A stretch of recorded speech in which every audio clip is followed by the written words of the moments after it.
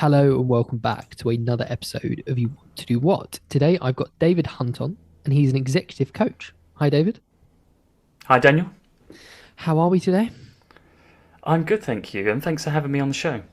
Absolute pleasure. Actually, one of our previous guests recommended you to us, Fiona Bradley, Ah, and she said yes. it would be really good to have you on and chat. And I said to Fiona, I've always been, I don't know why, but sort of hesitant to have sort of executive coaches on and things like that because it's fair to say sometimes the industry gets a bit of a bad rap. But she highly recommended you. We've had a chat, and I'm really excited for you to tell everyone about what you do because I think you're somebody that's doing it really, really well.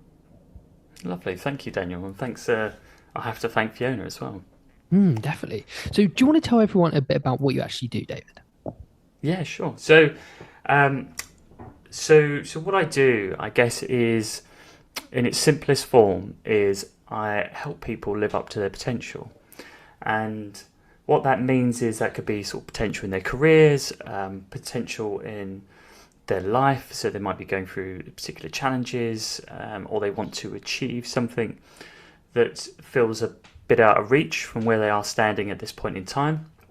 So we'll work together, and over a period of time, through coaching sessions, I help them to see a pathway that sort of brings out the best and what they have to offer, and they can get to that milestone that they're looking for, which all needs to be set out straight at the off. What are you trying to achieve? And it has to be something that they feel inspired by and really are willing to take the time and put in the commitment and the effort to get there, because it doesn't really work if people don't want it Mm. hard enough.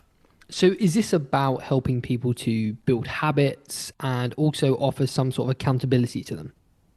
That's right. So if I think about my relationship to my coach, it would be about they holding me accountable. They don't really accept any of my sort of negativity or trash talk about myself. They sort of cut through all of that, and they find ways for me to think more productively about what I'm trying to achieve. And they also, I think most like coaches, very helpfully offer different lenses of events that help you see opportunities, behaviors, and mindsets in a different way. Because over time, Daniel, we get quite conditioned to our way of doing things, our way of thinking, and we make lots of different associations. So, really, the main thing a coach does is they help the client break that mindset temporarily to just see the world from different angles and consider what that shows them, what that enables them to do differently, or how that enables them to think differently.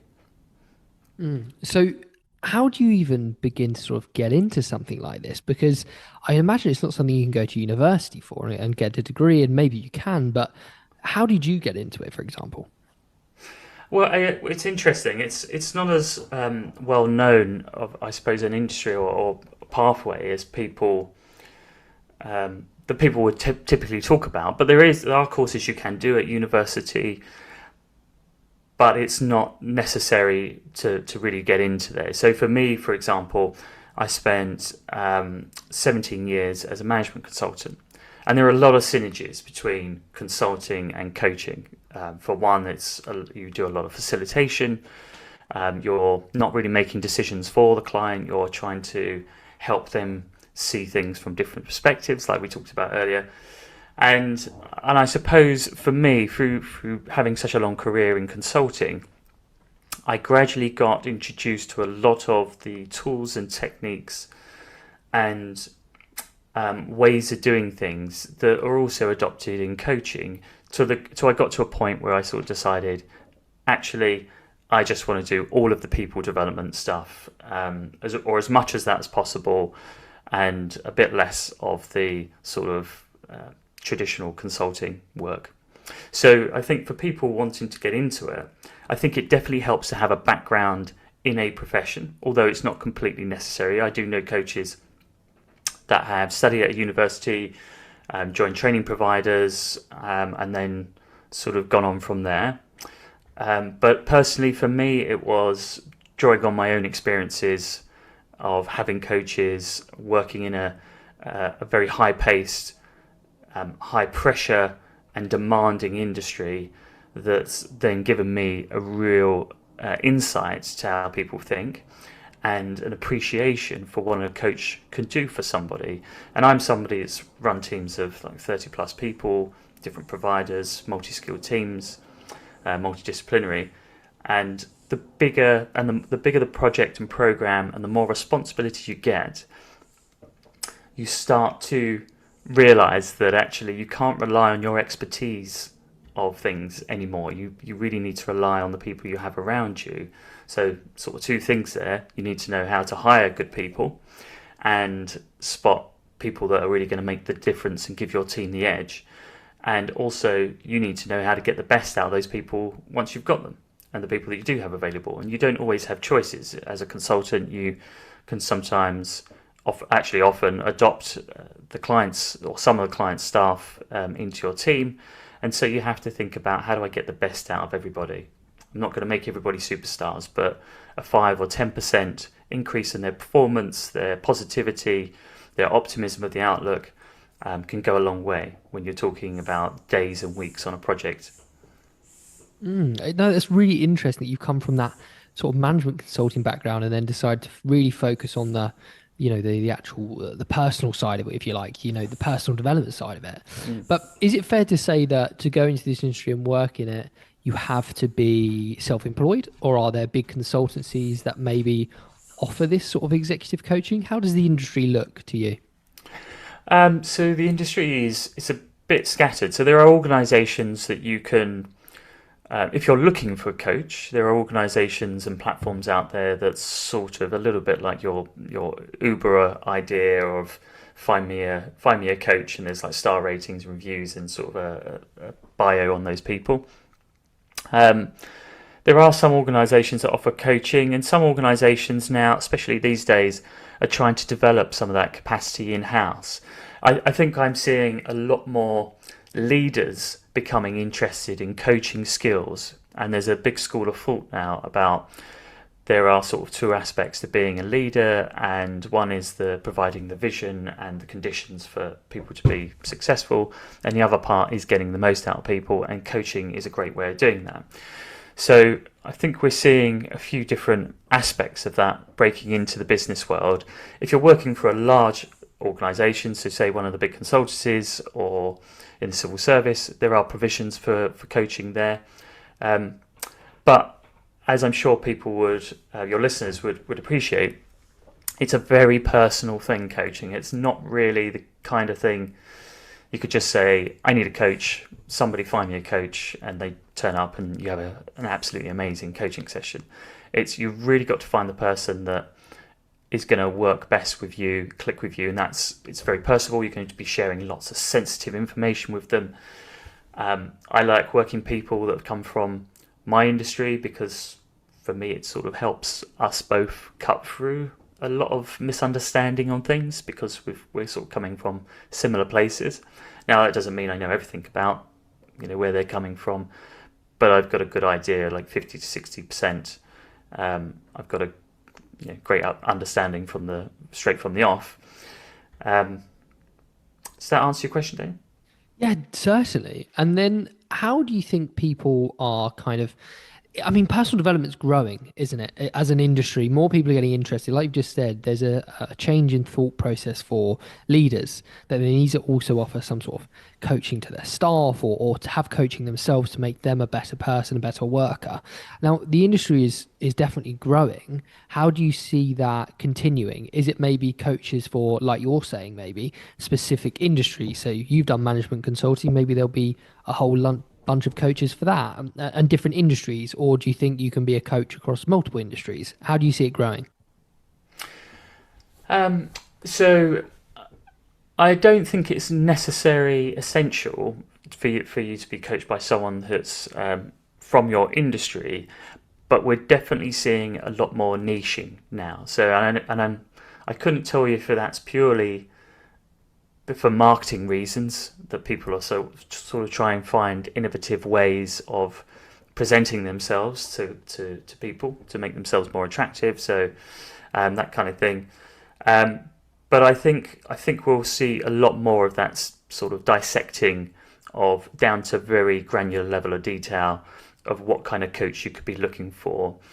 And I haven't quite decided whether that's a good thing or a bad thing at the moment, if I'm completely honest, because I guess I haven't experienced that yet, and I haven't personally gone out and looked for a real niche coach to be able to tell anybody that, yeah, like niching really helped me dive into that really specific thing that's unique to me as a man of my age bracket in my sector. And that's the kind of level people are going down to, that I've seen some coaches going down to. But I think most commonly, generically, in coaching circles, that's sort of thought as more of a marketing thing than anything else. But I could be wrong. I just, like I said, haven't experienced it myself. And then what kind of skill sets do you think somebody needs to be a good coach? I'm definitely a good listener. I mean, it's a lot of the skill sets would be quite common with any good person you'd want to work with, even in your just normal business. So someone that listens, somebody that doesn't immediately jump to their knee-jerk gut reactions on things, so they've got the resolve to sort of withhold their first instincts to speak or tell somebody the solution that they think's, that the person's missing. And that is a real key thing with coaching. It's not just about helping the other person in that conversation. It's also about restraining yourself and not letting you interfere with the other person's thinking, and this is probably where coaching differs a bit from other things like mentoring. Mentoring is a much more directive approach. Your niche sort of idea might work more in mentoring because I might be looking for to progress my career in a particular industry as a man, as a certain age, and the mentoring would help because it's coming from somebody that's been through that similar pathway and meets those sort of criteria. I think coaching less so. And sorry, Daniel, have I answered the question, or do I need to Yeah, no, expand on no, it? certainly. Yeah. Any other particular skill sets you think somebody may need? Yeah. So sorry. So listening, we've already covered. Being able to form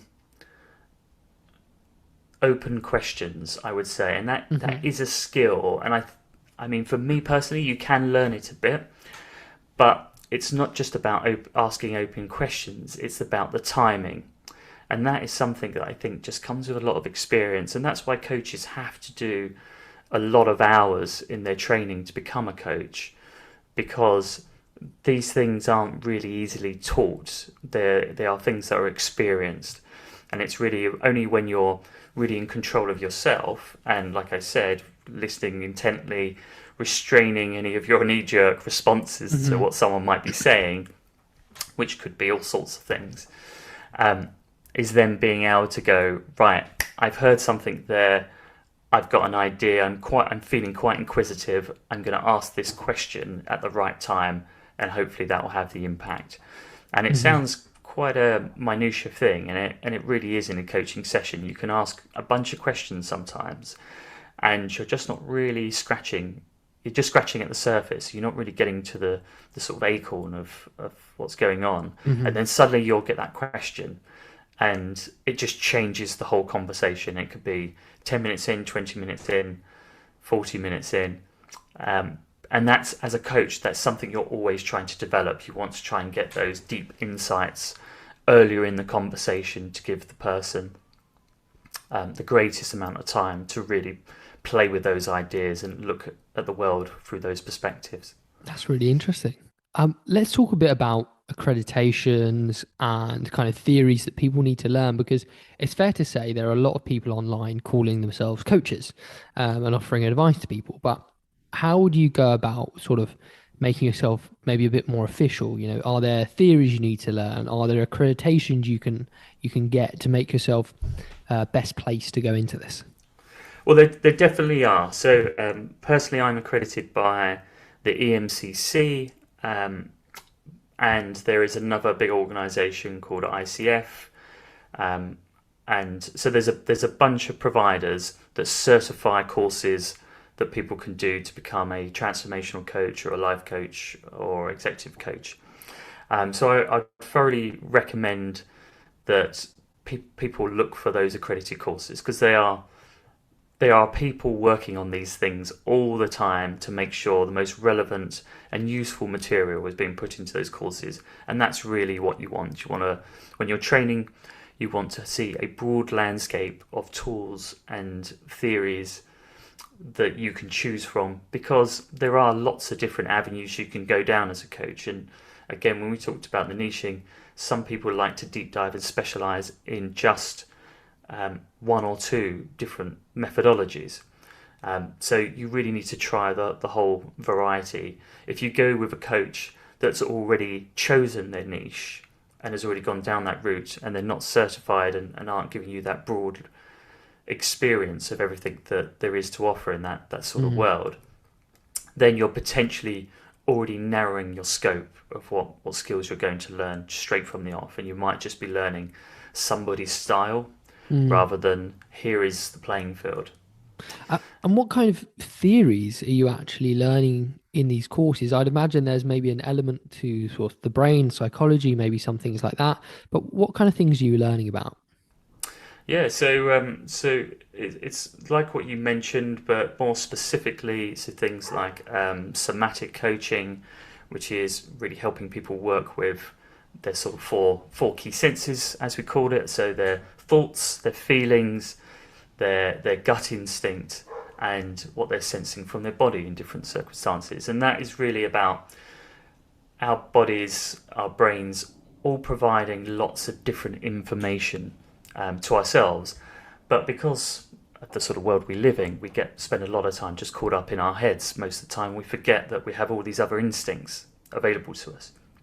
So somatic coaching is really working with those other instincts, and some of it is to make people more aware of it. So, for instance, you might learn something like, when I'm starting to rage and get angry in a conversation or a meeting or something, there will be certain telltale signs that my body starts sending me, like things like my shoulders tensing up or my fist clenching. And there's some like really obvious things that I'm just giving here, but some of that can be really unique to people, and it's the same for anxiety and other things.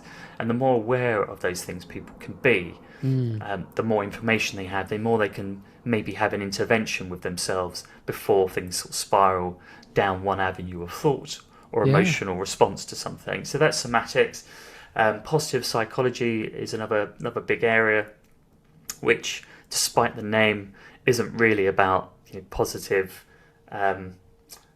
like just reciting positive things to yourself. It's really about, I suppose, having sort of main skill areas. So working with your strengths more, which a lot of people will fall into careers without really thinking about, what am I good at? What do I actually like?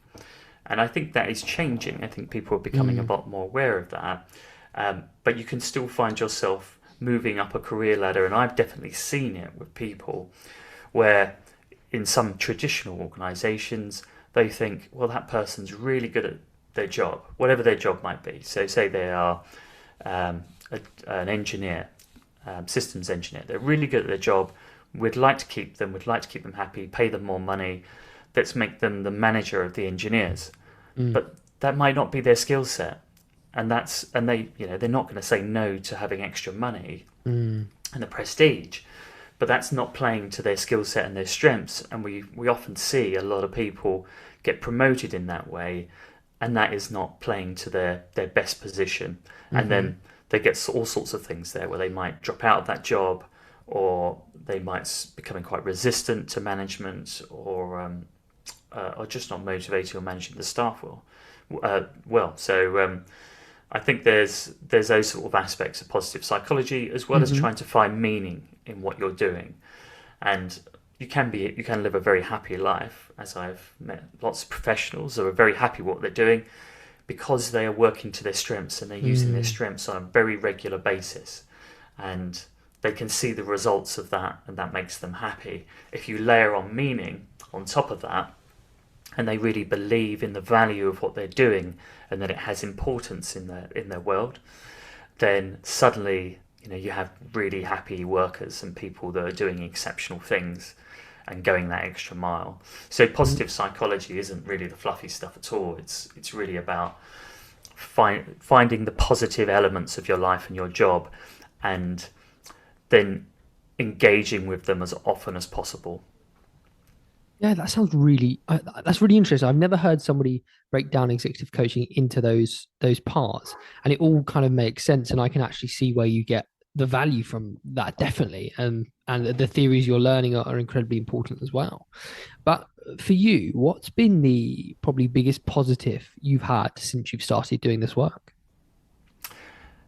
Um, I mean, the probably the main reason, Daniel, that most people get into coaching is it feels really good when you see people really transform, um, and just live their achievement, and suddenly you've gone from a situation where they don't think it's possible, they want to do it, but they just can't see the wood through the trees and anything else, and then suddenly, people glow when they get those outcomes, and that is so fulfilling. And I think that's what makes coaching quite unlike any other job and profession, is having those experiences. Even as years as a project and program manager, um, it's such a long and arduous journey in what you're doing. You're delivering a project, and there's Mm, lots of ups and downs, everything else, and it's quite often the case, or it has been in my experience, that you get to the end and people are just like either relieved or just like beaten a bit. Like, my mm, goodness, that was one hell of a journey. It's gone on for years, etc., and etc. You'd never get that sort of eureka moment with people really at the end. And maybe it's another reason why I've changed. I moved into more coaching, mm, is because I'd always finish a contract or a project or a program, and my mind immediately goes to what's next. mm. I never really had that sense of euphoria of wow, what an achievement. And it's only really until I'm sort of writing my CV or at the next interview where I'm suddenly thinking like, oh wow, yeah, I did that. Yeah. That's really good. Interesting. And what for you has probably been the biggest challenge since you started doing this? Biggest challenge, I mean, for me, it's probably been a bit typecast as management consultant and then trying to do something else. I still have lots of people, and I still do some work as a consultant, so I still have lots of people contact me about consulting work. But I'm obviously trying to tip that balance more towards coaching. So I think for me, that's a big challenge. So I suppose basically what I'm saying in a nutshell is finding new clients that are the right type of client is always a big challenge in coaching. And I think this is some advice I got from my coach, was when we sort of pondered options of, do you completely throw in the towel and go straight into coaching wholeheartedly, or do you keep some other doors open at least for some amount of time? And I think that was good advice, because you don't want to be a desperate coach. And what I mean by that, you don't want to be somebody who just takes on anybody, even if you Mm, don't really gel with them, or you don't think they're a good fit for coaching, or just because you need to live and you need to earn a living. And I think by having those other options in the consulting, and I'm sure it's the same for a bunch of other coaches, it does allow you to be a bit choosy, mm. and that is definitely a good thing, because you only succeed in coaching if your clients succeed, because you really need those testimonials and you really need those referrals from them, and that's how really good organic business is generated, which is not too dissimilar from most other industries. It's the Yeah. same with consulting. I get a lot of work just because um, you get on well with a lot of people on a previous project, and they think, well, I had a good experience, safe pair of hands. We had some scrapes together. We got through it. That's the kind of person I'd work with, and that's the kind of person I'd probably recommend to somebody else who was in a pinch. Or, Yeah, no, it's a great point. And then knowing everything you know now, would you still go into this industry? definitely, and I think probably in the UK it's not um, prevalent enough, and I think if it takes if it takes a bit more tightening of legislation around uh, qualifications for being a coach, I think that's only a good thing if it means that more people have access to coaches in their organisation. I think if like you said earlier, people sort of moonlighting as coaches or having an experience but not really being trained and then trying to teach that experience, I think if that's what's putting people off, then that's a bad thing, because it really can make the difference, and it really can give people at the edge. And for some of us, we think, well, that's coaching is a bit of a luxury, but for some people, it really isn't. It's a necessity. They have to get out of the situation they're in. They've tried all other avenues. They've tried self help and other things, and it's not really about healing. It's not really right for therapy. They need something else, and that's where coaching has a very valuable gap, and why it's a growing industry. Mm. Well, David, it's been a genuine pleasure hearing all about what you do. And I think for me as well, you've definitely explained it in a way that I can actually understand what coaches do now. And I see immense value in what you guys do. So thank you very much for coming on and chatting to us. And where can people find you in your business? So people can find me at on my website, so www.thegoodlifecoach.co.uk, or on LinkedIn. Either search for David Hunt or The Good Life Coach. Brilliant. Thanks, David. Wonderful. Thanks, Daniel.